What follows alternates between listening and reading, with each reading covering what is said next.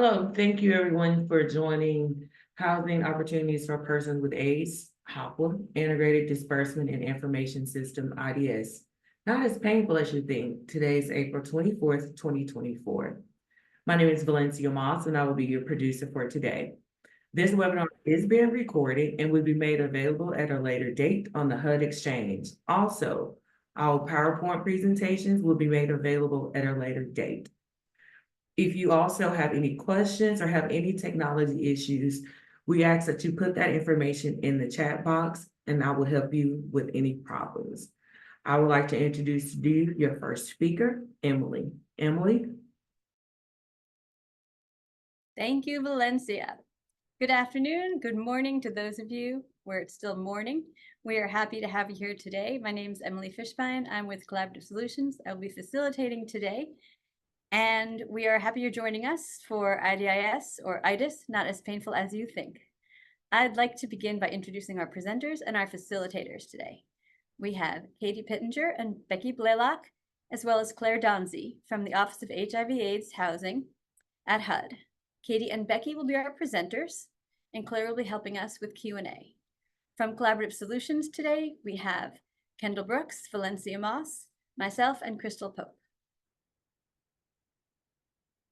We do want to hear from you today, so just a quick reminder to please put your questions in the Q&A box during the webinar. We will answer as many questions as we can, and any questions we cannot answer, you will be seeing links for the AAQ. So please drop any questions that we don't get to later on into the AAQ, and we will explain more about how to do that a little bit later on. Also, we will have several polls today. So during the polls, select the best answer, and OHH will tell us what the correct answer is and why. So just briefly, our objectives today are to demonstrate proper structure for HOPWA grants management, to identify the HOPWA reports that will be helpful to you with successfully managing your HOPWA grants, to provide you a simple method to prepare for upcoming HUD reviews of your IDIS, and to present some updates as well as a bunch of resources that will be very helpful for you with IDIS. And also, we want to hear from you, and we'll get to answer your questions later on. So just a quick note that today's webinar is not going to be a step-by-step walkthrough of showing you exactly how to set up your HOPWA projects and activities. We will include a link to the IDIS manual, so you'll be seeing that link many times, as well as on the resources slide. That will walk you through a step-by-step instruction of how to do so. Also, again, if you need help with setup, you can send a question to the AAQ, or you can request technical assistance on the HUD Exchange, and we'll have links to that as well. Don't worry, it sounds like a lot right now, but we will walk you through the links, and we're here for you anytime. All right. So as in addition to not walking you through step by step, the webinar is not an exhaustive discussion of all things IDIS. So this is some basics. There will be a higher level IDIS webinar coming in the next several months. So do be on the lookout for that. Like we said, like Valencia told us, the slides and the webinar will be posted to the HUD Exchange in the next few weeks. So don't worry too much, because all this information will be coming to you again, and it will be available to you. So after those housekeeping notes, I'm happy to now turn it over to Katie Pittenger with OHH. Katie? Hello, everyone. Emily, can you hear me? Yes, thank you. Okay, great. Hi, everyone. My name is Catherine, or Katie Pittenger, and I'm in the Office of HIV/AIDS Housing at HUD, and I am happy to be with you all today, going over some of the framing for our call. So this webinar will be most helpful for current grantee staff that have some familiarity with IDIS, either with regular tasks conducted in the system, oversight to, or collaboration with those parties that do.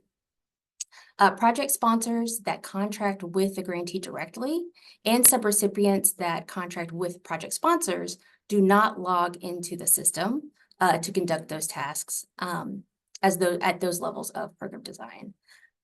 If you are regularly engaging in IDIS, this webpage should look very familiar to you.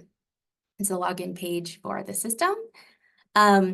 We realized that there is staff turnover, that turnover does occur. And so if you are a financial staff person for a grantee, meaning you are with an organization or an office that has a direct grant agreement with HUD for HOPWA funds, and you play a key role in drawing down funds for your organization and do not have access to IDIS, stay tuned because we will provide some instructions on your next steps. In the meantime, just so you know, the AAQ and your local HUD field office representative are always available to help. As Emily mentioned, this webinar is not intended to be a step-by-step how-to user guide. We are still using the 2016 manual that she just discussed. I also just want to note that we will not be covering the annual action plan or CON plan in this webinar today for formula grants.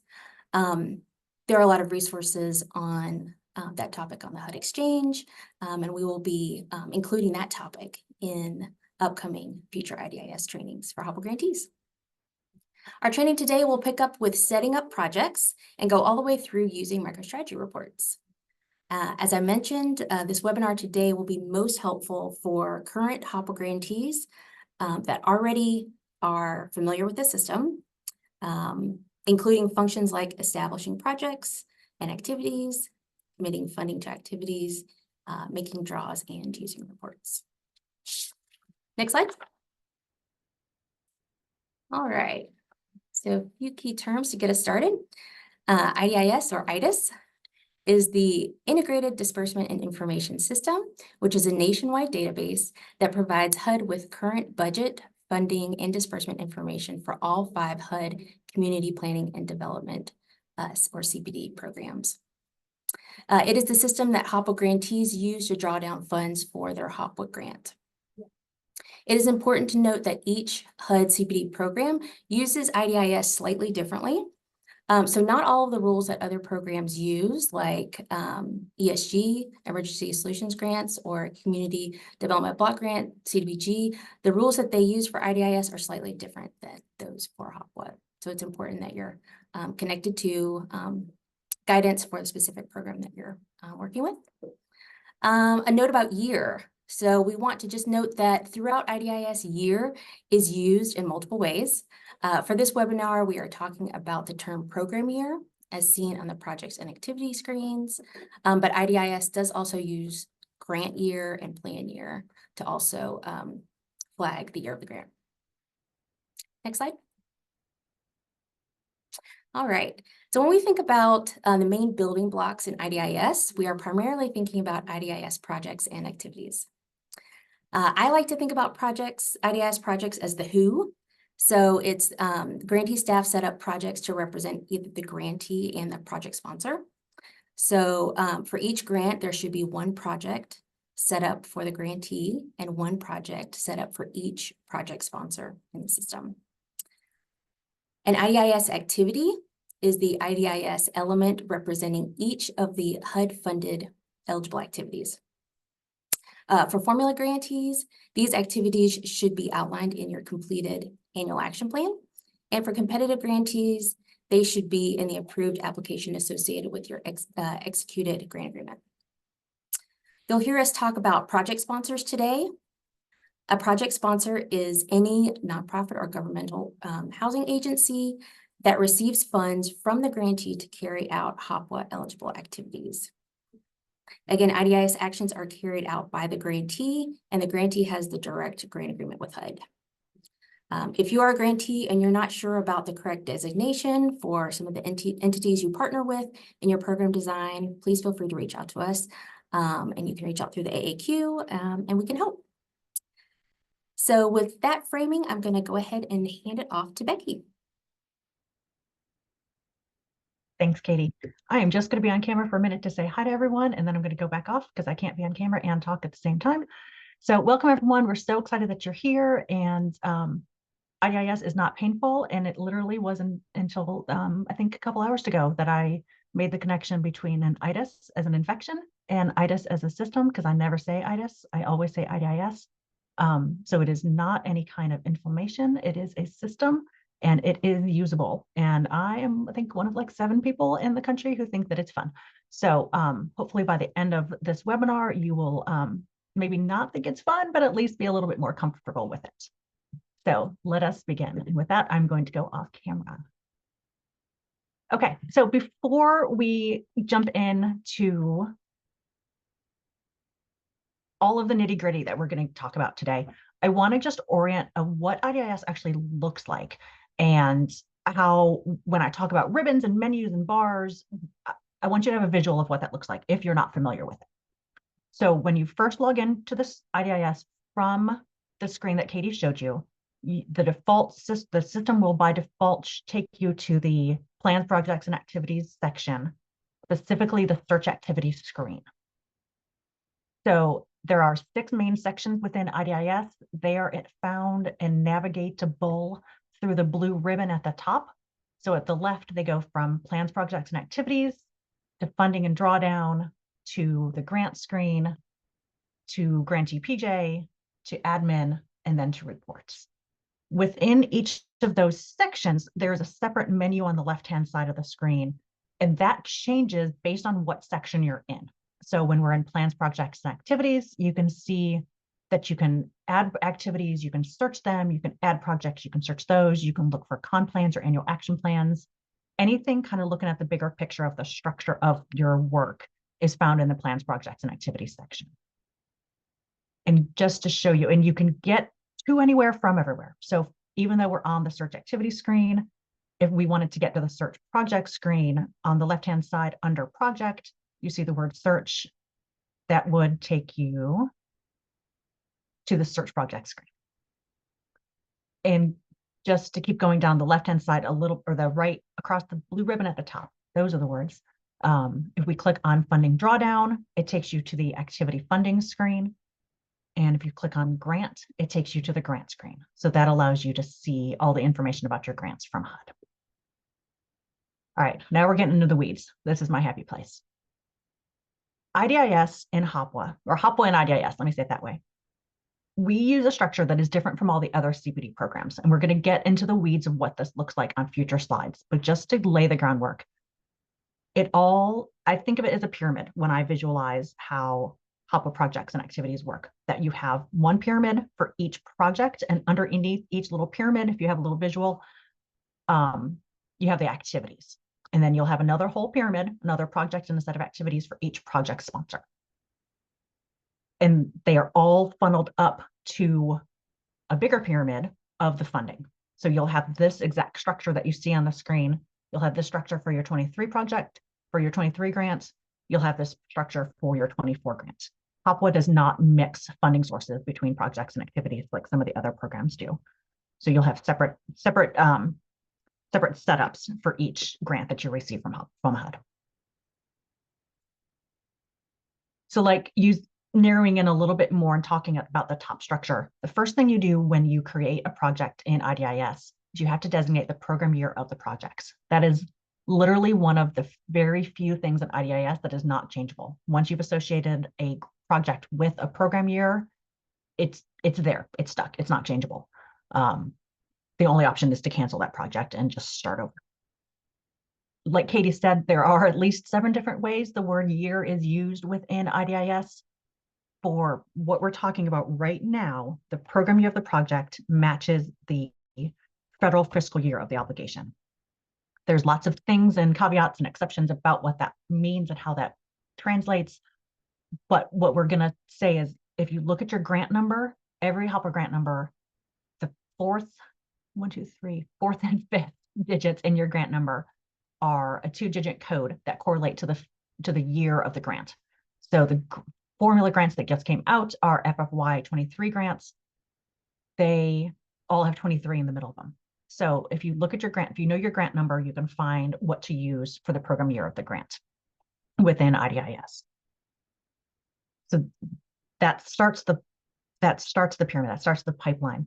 From there, you'll set up this grantee would set up 3 projects within IDIS. They would set up one for the project, they'd set up one for project sponsor A, and then they would set up a 3rd project for project sponsor B.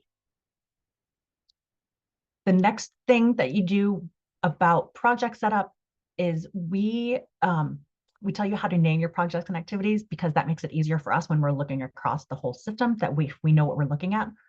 So there are 4 components to each of the project titles. And there's even a tool that we use. I think we're going to drop the link in the chat. There's a IDIS naming convention tool for HOPWA.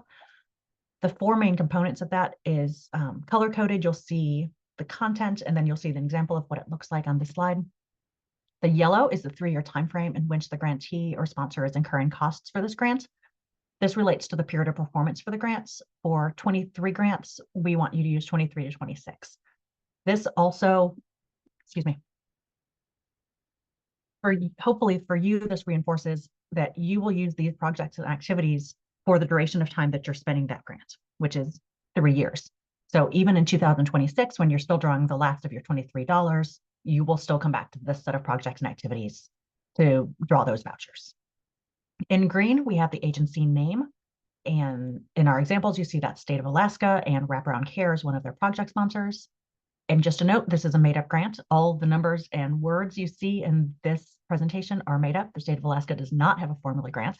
They are a competitive grantee. So we wanted to take a real grantee, but kind of switch up their source just to have an example so that we're not showing someone's live data in IDIS. The grant number is in blue. And like I said before, the AK represents the state, the H represents HOPWA, 23 is where we see the grant year of the allocation, and F999 is the formula code. So all formula grant numbers end in F999. Competitive grants and cities are numbered a little differently.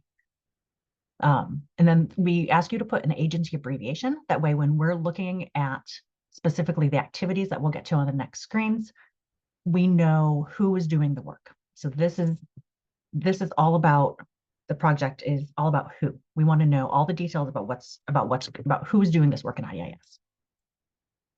Just a reminder, when you set up your project in IDIS, there's a field that allows you to assign a project sponsor to the project, and this is required for all HOPWA grantees to use, so that when, for example, when State of Alaska is setting up their project for wraparound care, they would need to go through the steps of actually assigning that entity to this project in IDIS.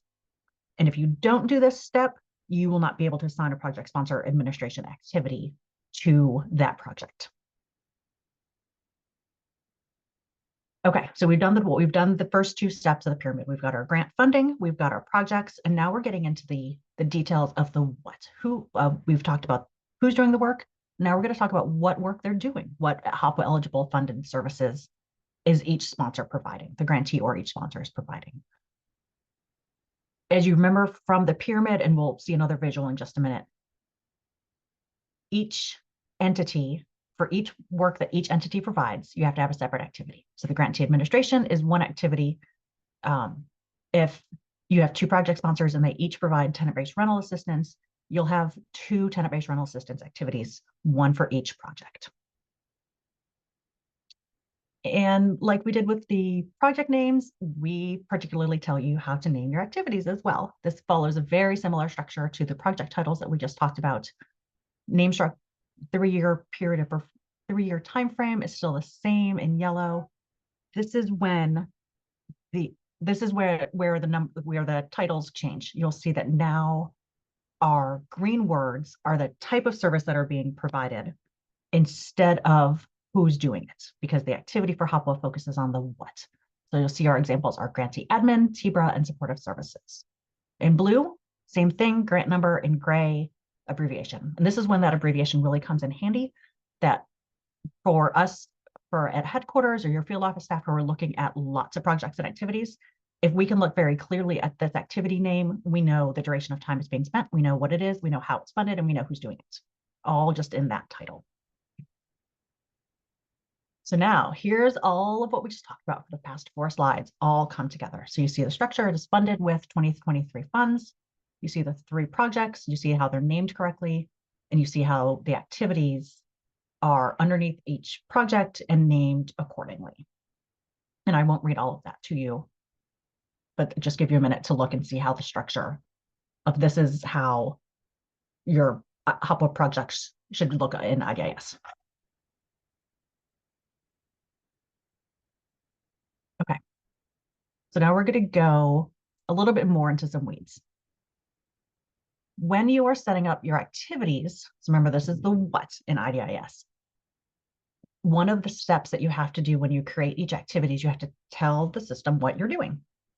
And this is in a drop-down box. These are the options that you'll see in that drop-down box on the Add Activities screen. For those folks who are doing facility-based housing, you won't see one that specifically says temporary or permanent or operating or leasing. Those details are found on the setup detail screens or the accomplishment screens even. So if you, regardless of whether or not you're doing transitional or short-term housing or permanent housing, you will use the facility-based housing subsidy assistance activity. If you're doing capital development, transitional or permanent, you will use the facility-based housing capital development activity. For our competitive grantees, they have an option to use a budget line item called Other. And unfortunately, that doesn't have an IDIS activity yet.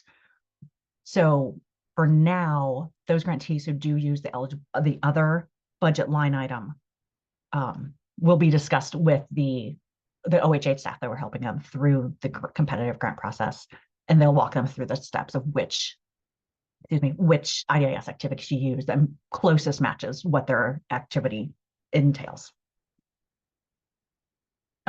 Just to give a quick glimpse of what the setup detail screen looks like, this screen changes based on what activity category you have chosen. So this one that I'm showing on the screen now is the project sponsor administration setup detail screen. And as you can see, the only required field is the estimated budget for this activity. The one on the screen here that I cut the name off of is the tenant-based rental assistance activity setup detail screen. This one has two required fields, the budget for tenant-based rental assistance and the proposed households. And now we're going to go to poll 1.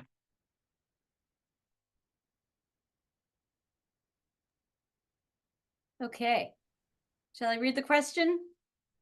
Our first poll is about structure and naming, which Becky just went over. So our question is, which IDIS structure does HOPWA use? Option A, project, named State of Alaska, activities named TBRA, supportive services, and grantee admin. Or option B, project is named tenant-based rental assistance, and activities are named TBRA, State of Alaska, and TBRA wraparound care. Answers are coming in.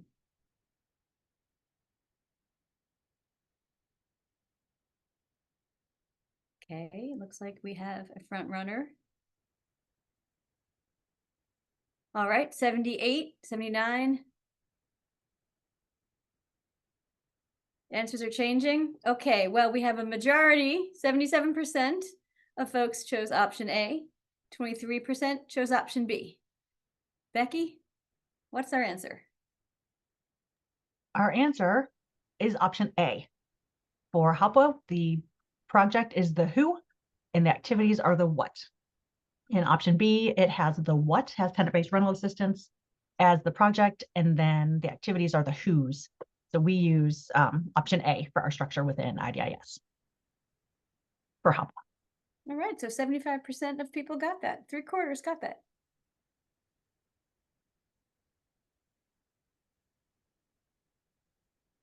Another poll.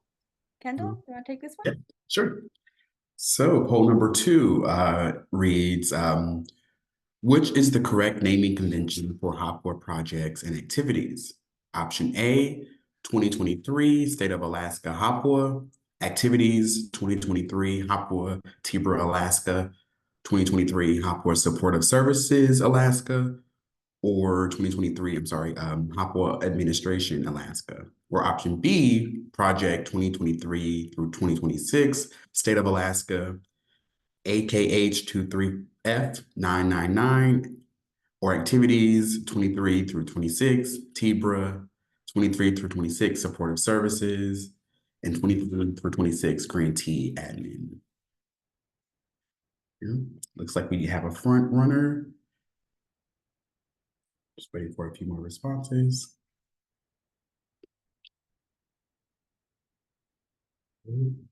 Looks like we have 88% for option B. We have, do we want to share the answer, Becky? I do. I could totally just not tell. The answer for this one is option B. We like to see a little bit more information about what's going on in our project activity names, specifically the whole grant term. We don't need to see the word HOPWA, and we like to see the grant number and the abbreviation for the entity. Great job. Great 87%. job, everyone. Thanks, Kendall. Okay. Now, everyone's favorite part, although it's all my favorite part, so I don't understand how everyone thinks this is the best, but this is about the money. Everyone likes to know how to get the money from IDIS. First rule of IDIS is you have to commit the funds to an activity before you can draw the funds from that activity. That being said, if you are still working on contracting with your sponsors and you haven't fully contracted your entire grant amount yet, but you have done some, specifically grantee admin, you can start drawing from your grantee admin while you're still working on your project sponsor contracts. So you don't have to have every dollar committed before you can draw the first dollar. When everything is fully funded, and we'll look at the reports and we'll look at how this actually looks in the system in just a minute. When everything is fully funded on your PRO2, you'll be able to see that the project amount matches your total award amount or your total allocation for the formula competitive differences.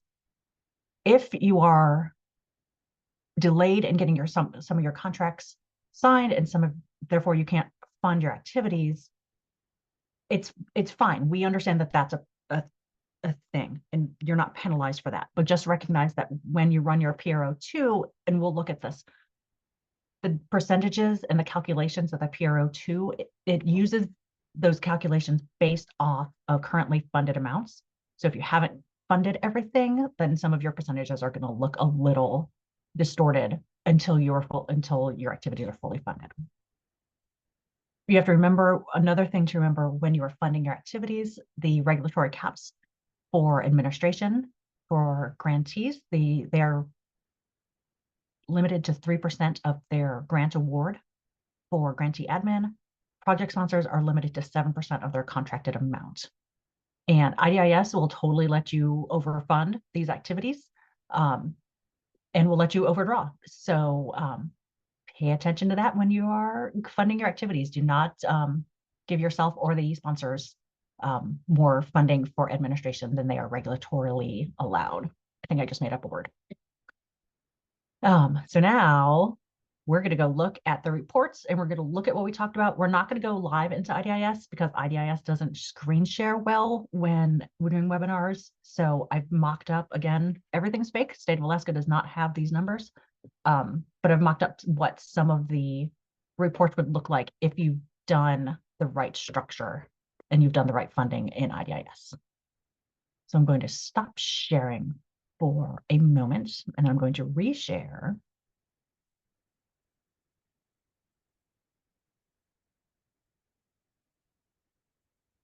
Okay, so everyone should see a PRO2 from IDIS. So again, just to reorient, we're looking at the PRO2 report for the state of Alaska for program year 23. And just to get a frame of reference, these are our projects. So you can see project 1, this is project 2, this is State of Alaska's project, this is Wraparound Care's project. State of Alaska has 2 activities. So you see activity 1 and activity 2. These numbers are generated from the system. So you don't have to worry about generating these or having them think they associate with anything more than they're just numbered in order of when you create the activities. You see that these activities are named correctly. And you can see the activity category. These should match. So when I look at a PRO2, if I see grantee admin in the name, I want to see grantee admin in the activity category. And on and on. This one's TBRA. I want to see tenant-based rental assistance activity category. That's how we know that you're using the right activity. This award for this fake award for State of Alaska is for $2.5 million. And you can see by funding that they have fully funded their award. They have $575,000 for the state. 75,000 of that is grantee admin and 500,000 of that is TBRA. And this calculation, the 3%, is accurate that this $75,000 is 3% of the grant, of the total grant amount. For the sponsor, they have fully funded all their activities. And you can see that this 7% is accurately calculated, that it is 7% of their total contract amount is their project sponsor admin. If, for example, sponsor was not able to get contracts out, say they added, for this example of wraparound care, had a late addition for adding housing information services, and they did not get a contract out for that with all their other housing services, and the grantee was not able to fund this activity. So instead of their $1.9 million contract, IDIS only looks like they only have a contract for $1.7 million. So because of that, because of the lack of funding for these two activities, this project sponsor admin amount, which is still the 7% of their total contract amount, looks like it's actually 7.66%. So it looks like they're over the regulatory amount. So this will change when these activities are funded, and this amount, total project amount, fully reflects the contracted amount. But for now in the system, it's going to show up that this sponsor is over the amount. Okay, and we're going to hop back to regular webinar.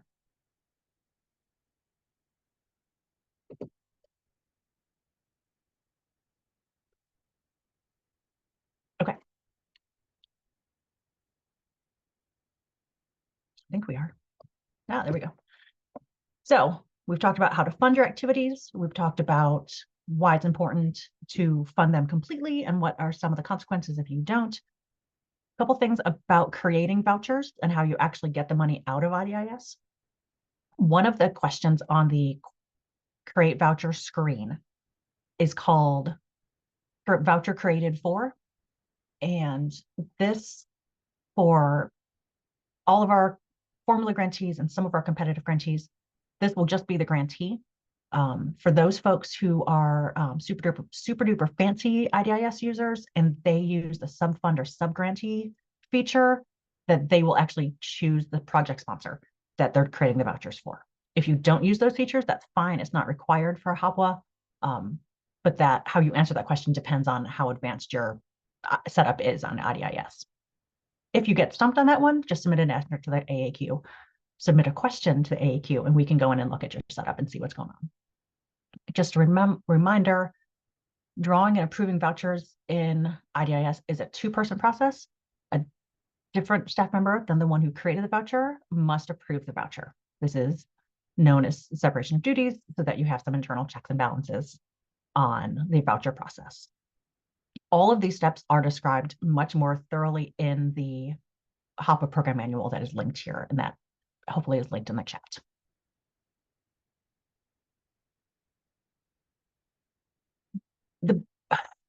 Taking a big sigh because this is a new one.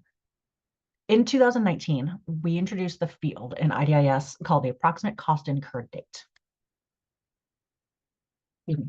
This is a required field for HOPWA grantees to use. And to complete this field accurately, grantees should choose a day that correlates to the month during which the services were provided. So it is not the date that you're creating the voucher. It was not the date that you received the invoice from your sponsor. It is the date that the services were actually provided. What this helps us get to is kind of like carrot. It's kind of like a trail that we're trying to get to. What we want to see is when were the funds spent? When were the costs incurred? So that we know, and you know, if you're using it right, this will help you pull your annual performance report, because you'll be able to look in IDIS and say, we spent X number of dollars in our program year for which we're reporting on this caper. And that hopefully at the end of the day, your internal books match IDIS when you're pulling numbers for your annual performance report.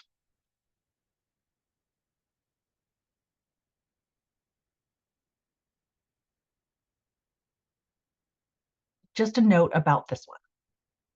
I'm going to go back to this. If your program year does not start at the beginning of the month, say your program year started, you signed your grant agreement, your program year started July 15th, and you have a voucher or an invoice from your project sponsor that covers the month of July. You should create two different vouchers, two different line items for that invoice, and to delineate which approximate cost incurred date you should use. This is by far the trickiest thing in IDIS, and I love IDIS. And so for me to say it's tricky, it's a big deal. If you have questions, please submit a question. Please submit something to the AAQ. We will answer it there and help you through your specific situation. Just a note about the frequency of draws for HOPWA grants in IDIS.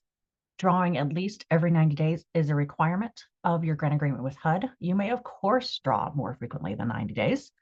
And of course, sponsors should be reimbursed more frequently, depending on when they send you your invoices and what your review process is.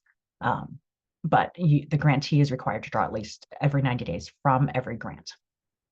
And just a word to the wise, it is easier to notice errors and correct them sooner if you are drawing on a monthly basis. A few notes about voucher revisions. A voucher can only be revised to another activity if within the same program year, same fund type, and the same open status. So we'll start with the open status first. If an activity is not open, if it has already been completed, or if it's been canceled, you cannot revise vouchers to it. If you are a super duper advanced HOPWA IDIS user and you're using different fund types, if you're using the SU fund type for your HOPWA programs, you cannot revise a voucher from the EN, which is what everything comes in as, from the EN fund type to the SU fund type. System just won't let you do it. And you cannot revise vouchers from the 23 program year fund activity to one that was funded with 24. So if you, so the next bullet point is the right money, wrong activity. If you drew a voucher from a TBRA activity for project sponsor A and you actually meant to draw it from the activity for project sponsor B, you can revise that. That's a simple revision. If you drew a voucher from your 23 activity and you meant to draw it from your 24 activity, you cannot revise that voucher. And if you have any questions about revising vouchers, if you drew from the wrong money or if you funded something wrong, please submit a question to the AAQ. We can help you work through that. And now we're going to go back and look at a couple more reports. I'm going to walk through them here first, and then we'll go and look at the Excel spreadsheets. The first one, we talked about the PRO2. It's helpful. It shows the activity status, the amount funded, the amount dispersed, and the amount remaining. It does not show the specific, that if you have not funded all of your activities, it doesn't show what's remaining to be committed for that grant, and it doesn't show any details about the vouchers. The PRO5 is where you see the vouchers. The PRO5 looks at, PRO5 and 7 both show you vouchers. PRO5 uses the same structure as the project activities, so you can see exactly how much has been drawn, for example, from specifically the grantee admin activity. The PRO7 shows you all of the vouchers, but they're listed in chronological order. So if you wanted to determine if you've been meeting that 90-day draw requirement, you can use the PRO7 to find that information. And I will once again go to Excel and show you what those two reports look like. So this is the PRO5. I'm going to make it a little bit bigger. So again, same structure. We've got the project for State of Alaska, their grantee admin. And you can see that this grantee, or this grantee drew a voucher every month. So here's the voucher draw date. And they drew it for the month previous. And this shows the approximate cost incurred date and how that transfers to accomplishment year based on the grantee's reporting year. And it tells you, the report shows you how much has been drawn in total from the activity. The PRO 7 shows you all the vouchers, but this time they're listed by status date. So these were all the vouchers the grantee created on November 6th. They had one for grantee admin, they had one for tenant-based rental assistance for themselves, they had one for their sponsor admin, and one for TBRA for their sponsor. This is how you would determine the 90 days to see what the gaps are in timing between the vouchers that were created.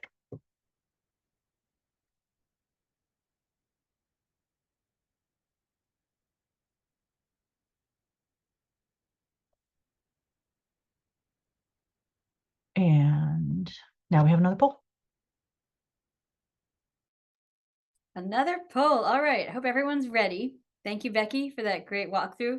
The question is, a grantee thinks they have assigned all their funds to activities, but they actually haven't. How would they go about confirming this? 2 choices, 3 choices actually. Would you look at your PRO 1? Or would you look at your PRO 2? Or would you look at your search activity screen? Oh, got a couple of answers neck and neck here.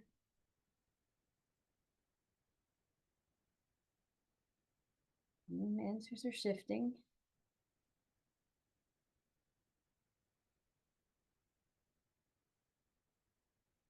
Okay, looks like we have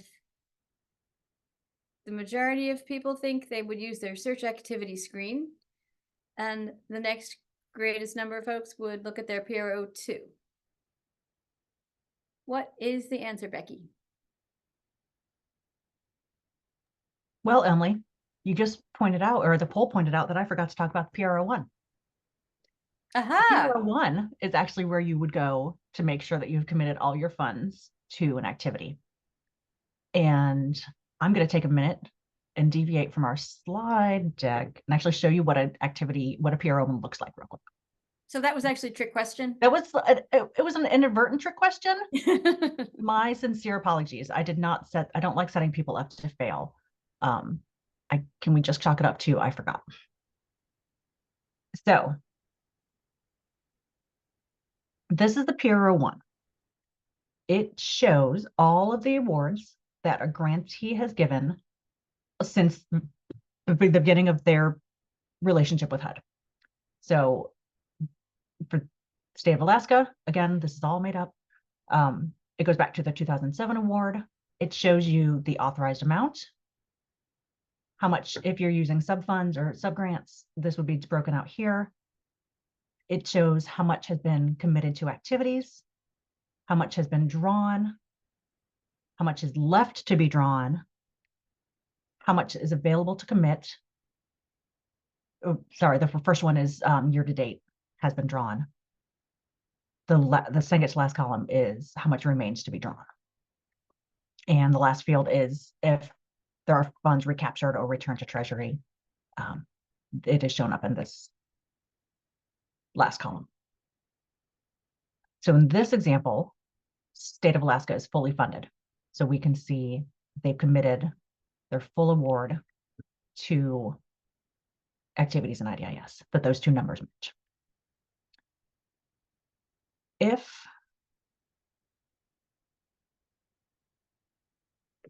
they have not funded the amount, then this number would be different. And this number would increase, that they would have money showing they're available to commit. So this would be the resource to look at if you want to see if you've fully committed your funds to your activities. And again, my apologies for the trick question. Maybe Okay. you can ask that question again a little later. I might. Oh, we could. We'll refresh in like 5 minutes. We'll ask it again. All right. We got one more poll that is not a trick question.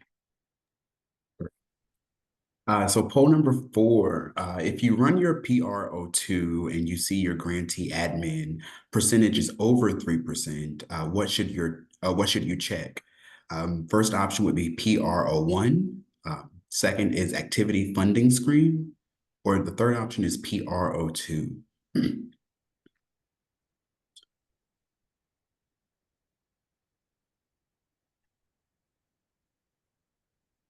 Right.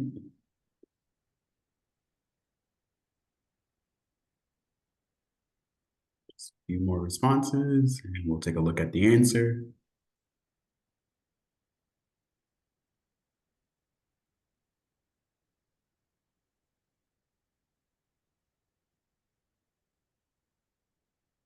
All right, looks like we may have a winner here. Becky, did you want to give us the answer? I do. This answer for this one is the PRO1. So if you look on your PRO2 and it shows you that your grantee admin is over 3%, you should look at the PRO1 to see what your grant amount is.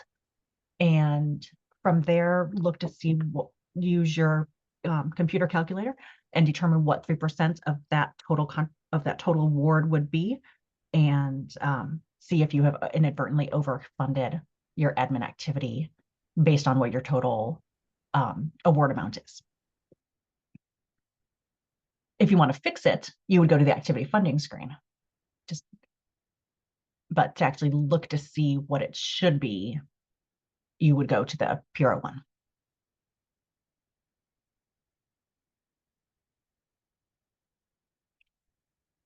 And I'm going to turn it over to Katie.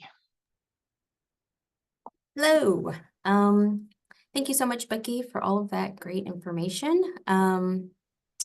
So this review of projects and activities and then funding and draw has included some discussions about MicroStrategy reports. And just a reminder that these reports are accessible through IDIS.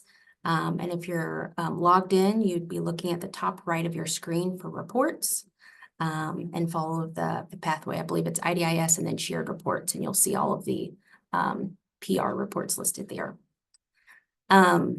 Becky talked a little bit about the PRO2. So PRO2, which is a great sort of a dashboard resource that is used routinely, but we'll also talk about some of the other reports that we use on a regular basis. Next slide. So PRO1, so Becky mentioned that a little bit and talked about that and looked at an example. It is structured by the grant year allocation or award, and it does show your full allocation, the amount committed to activities, the amount drawn, the amount available to draw, and available to commit. So it kind of shows both sides of that. It is especially helpful for checking whether you have committed all of your HOPWA funds to activities, and really kind of looks at it's a higher view so you can see multiple grants at a time. If you have subfunded any of your funds or received program income in IDIS, it will show here as well. And these are topics that we will dive into future webinars, excuse me. This report does not provide project or activity information. Next slide. All right, so Becky also showed the PRO5 and the PRO7. So there are a few options when you're in IDIS looking at this. So you'll want to look at the HOPWA specific PRO5 and 7. The PRO5 doesn't provide the full allocation, the amount committed, the amount available, but it does show voucher number, line item, the status of the voucher, the creation date, and when the voucher was sent to LOCKS, or the line of credit control, grant year, and project and activity. This is a great report if you are looking at individual progress on spending under specific activities. So for instance, the PRO2 could tell you that the total drawn against a STEM review activity was $30,000 since the beginning of the program, but the PRO5 could tell you if the draws have been relatively consistent over time, or if the cost trends by budget line item vary greatly. And of course, as Becky mentioned, regular draws makes this sort of analysis a lot easier. This is a great report to pull if you are having conversations with management or with project sponsors about performance under a specific activity. PRO 7 has it's very similar to the PRO 5. It has a lot of the same elements. But the big thing about PRO 7 is that it is organized in a chronological order for the vouchers. And it's great if you are investigating, for example, the status of your last voucher you generated. If you're a formula grantee, and I know we have also some competitive grantees that manage multiple grants at a time, this report can help you see grant activity overall for draws between a certain time period. So you could look at a 3-month period or a 2-month period or a 2-week period and see which draws have been generated, have been completed, are open, those sorts of things. We've also been working on the ability to pull the data based on the date provided by the approximate date cost incurred on these reports as well. One of the great things about the PRO 7 is that you can see the status. So if you looked at some of the more recent vouchers that you've created, you could see if the status is complete, which means it was generated and then also approved by that second person. Becky mentioned the separation of duties. You can tell if it's still open, if it has not been, if it's been created or generated, but it hasn't been approved, those sorts of things. Very easy to see on that report. Next report, thank you. PR 30 is the Security Administrator Profile List. PR 30 is structured by program and access rights. So it shows staff and IDIS, their access, their user IDs, roles, CPD programs that each person has access to, shows specific functions and access rights associated with each staff member. It's especially useful if you're checking which team members have access to which IDIS functions. And just a note, if you or your staff don't have access and you need, if you don't have the access that you need, you can talk with your local administrator, which is also identified on the PR 30. If you haven't gotten access yet at all to IDIS, you'll need to complete an IDIS access form, and I believe that's linked there at the bottom. Oh, great. Thanks, Emily. A reminder, when folks leave your organization, the local administrator should remove their access from IDIS. As managers, project leads, it would be good to know who on your staff and who on your staff have access rights for the critical steps in moving a voucher through its process and who's listed as a backup. So if you have team members that are on leave, it's helpful to know who else on the team can also perform those functions in the system and if adjustments need to be made. Next slide. All right, we got another poll.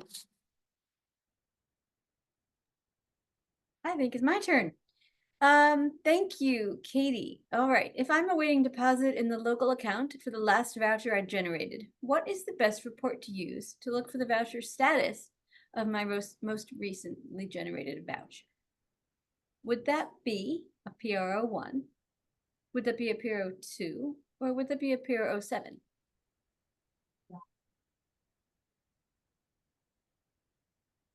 Do we have the poll launched?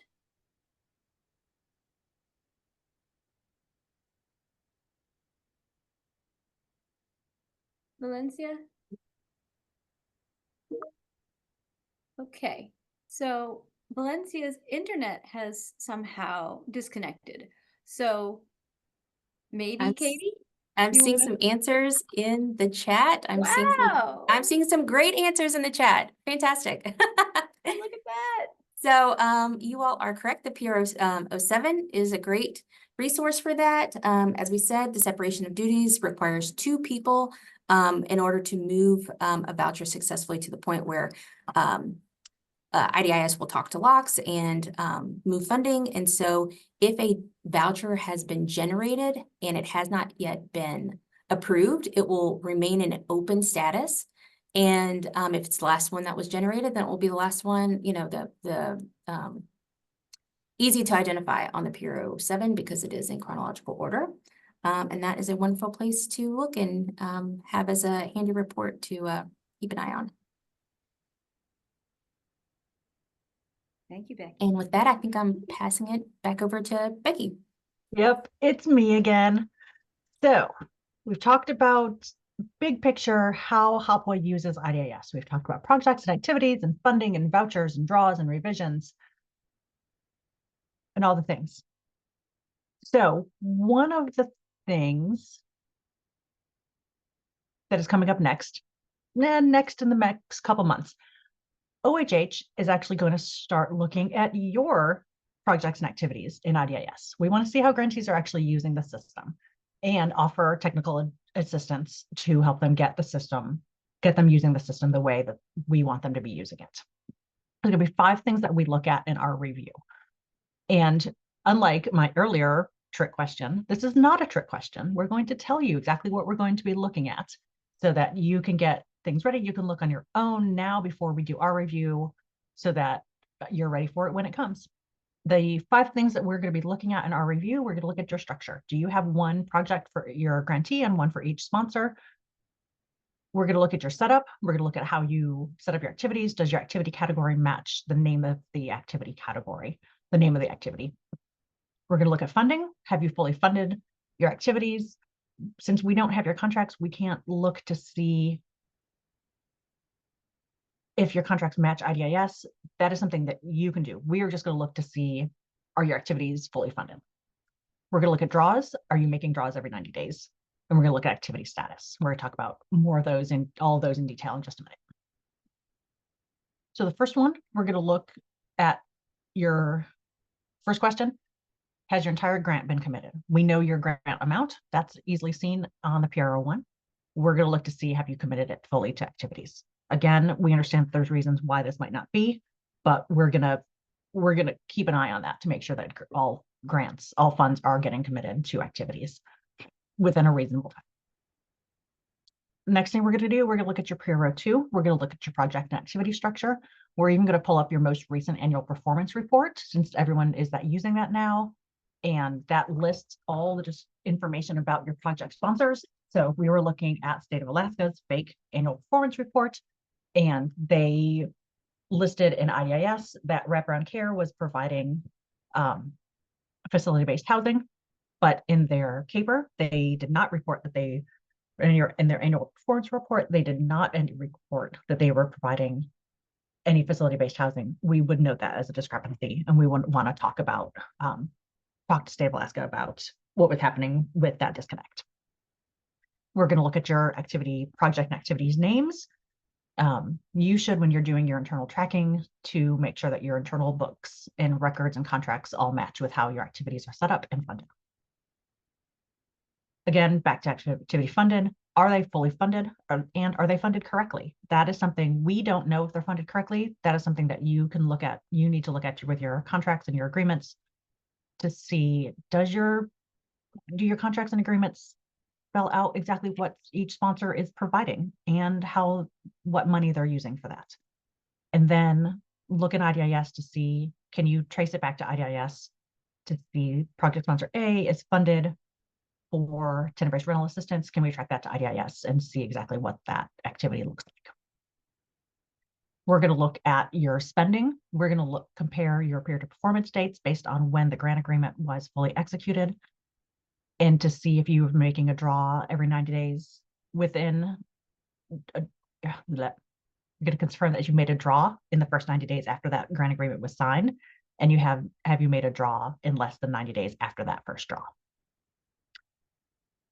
If you are struggling with slow spending, if you have a hard time getting your voucher invoices in from your sponsors, or if you're having a hard time making draws in IDIS, that it's been over that 90-day, maybe 120 days, please reach out to your field office CPD rep or submit a question to AAQ, and we will get you the help that you need on making sure that funds are being drawn. The focus isn't just draw your money, but the focus is our services being provided, our clients' needs being met. That's really what we are focused on, is that folks aren't going unhoused or unserved. The last thing that we're going to look at for our diagnostic test is the activity status. This is something that we're going to look retroactively, that activities are actually completed when all program year funds have been drawn. So when you are done drawing TBRA funds for project sponsor A, you should go through the process to complete that activity. In IDIS, the system asks for accomplishments. HOPWA is not set up to report those accomplishments. So we have lots of little workarounds to help you through the process that you can actually complete those activities without too much of a burden. Activities should be completed in IDIS prior to grant closeout. That is part of our new checklist for closeout. Again, if you have questions about any of those steps, see section 5 specifically about reporting accomplishments, or submit a question to the AAQ. We've talked a lot about the manual. Since it's now 8 years old, there have been some updates in IDIS since the manuals come out. We are working on a new version that hopefully will be out sometime soonish. There are a few questions that are now required that are not listed in the existing manual. That is a required section 3 question that is relates to how many lower income individuals have been hired to work on specifically capital development activities. But that is required for every HOPWA grantee, for every HOPWA activity. So if you're not doing a development activity for which section 3 reporting requirements are met, the answer for that would be no. And in this PowerPoint, when you get it, you'll see the slides to the reporting requirements for section 3. Also related to capital development activities, the Build America, Buy America now has a question to IDIS that it is required that you answer if the IDIS activity is subject to the BABA requirements. And again, there's a quick guide for that listed as well. We still have the required COVID-19 question that is on the setup detail screen. This requires the grantee to indicate whether or not the services that were being provided through this activity were in response or preparation for COVID-19. And the last one is what we've talked about already, the approximate cost incurred dates that is required when you're creating vouchers.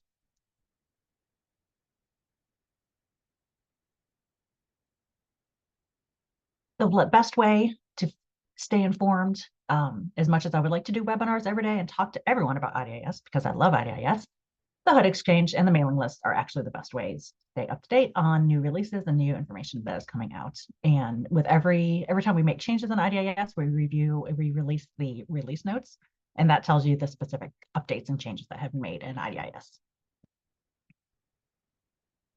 And now Emily's going to talk about resources.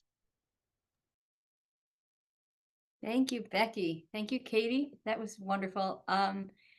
We have, as we promised, we've been putting some links to some resources in the chat box throughout the webinar. The original slide on this webinar was the CPD Grants Portal login, which we put in, and we will be dropping these in the chat as well. So you have all these current in your chat queue. That was your login screen. Using IDIS Online for the HOPWA program manual is your instruction book, which Becky just talked about, and we'll be working on some updates for that coming soon. But right now, that is your guide. The HOPWA IDIS naming convention tool we dropped in the chat earlier, we'll drop again. That is the one that will help you with the color-coded naming structure, naming conventions that Becky went through in the beginning of the webinar. HUD Exchange Ask a Questions, wonderful. Please send us your questions. We know that we've been, hearing some higher level questions that folks may have. So please go ahead and put your questions or even your basic questions into the AAQ. And the HUD Exchange Request Technical Assistance will get you to TA providers. So if you have more of an in-depth, assignment that you need some assistance on, use that Request Technical Assistance link for help. The IDIS Access Request Form is something that Katie talked through briefly. That's to make sure you have access and to see to sign up for the correct access to the permissions and the uses related to the PR 30 that Katie showed earlier. The IDIS homepage we have that link that is closely related to the CPD Grants Portal login. and that will be your starting point.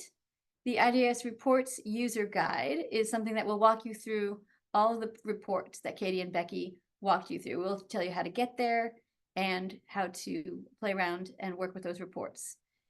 IDIS FAQs are accessible through this link. Now, please note that the IDIS FAQs the website is broader than just HOPWA. So when you're working on HOPWA, you want to pay particular attention to the HOPWA IDIS FAQs. And I do believe those are our resources. Again, ask a question and request technical assistance. We are here to help. There are a number of other TA providers also who are here to help you with these wonderful challenges. So I just wanted to note now, I believe we have some time for questions. We have about 25 minutes left if we need it. So let's see. Claire or Kendall, have you seen any questions come in lately that you'd like to ask live? There were a few questions in the Q&A, but all of those have been answered by Claire. So thank you, Claire, for that. Are there any additional questions that did not make it to the Q&A or we missed in the chat? I think most folks did put their questions in the Q&A. Looks like we have One new one. one coming in. Emily, also, I've had a couple of questions about the recording. We know that this is a lot of information, but unfortunately, we cannot release this recording until it is vetted and up on the HUD exchange. So sorry, I will not be able to send the recording to you at this time.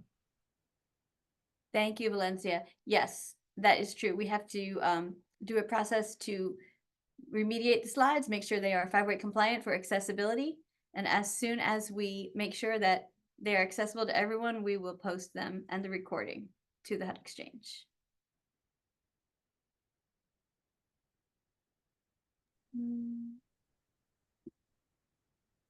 Not seeing any other questions that we would field to Becky and Katie at this point. Sheree, you said you have oh, there it is. Sheree just put a question in the chat box. Okay.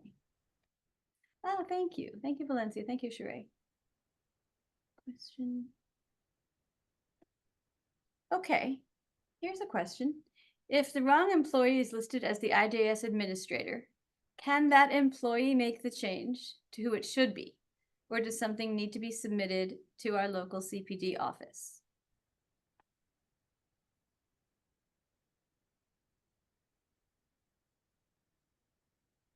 So. Hi there. Yes, I believe, hi, this is Katie. I believe that information, it would need to go to the CPD field office. Thank you. Thank you, Katie.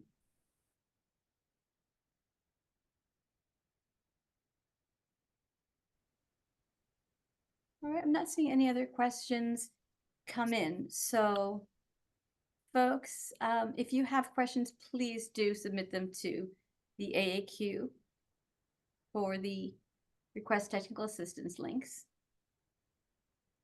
And we will be more than happy to help you.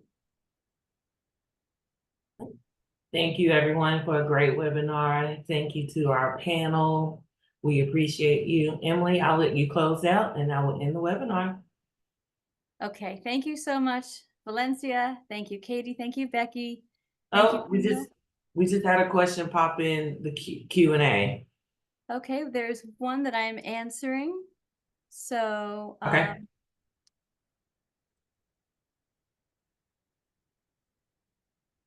I think that takes care of that. So some of the very detailed specific questions, we're asking people to submit their questions to the AAQ so we can help them individually. So thank you, everybody. Thank you, Valencia, OHH, and Kendall. Thank you, everybody, for attending. We hope that you come away learning more than you knew, and we hope you will join us for the next level of IDIS assistance as well. Enjoy the rest of your afternoon. Bye-bye. Thank you, everyone. Thanks, everyone.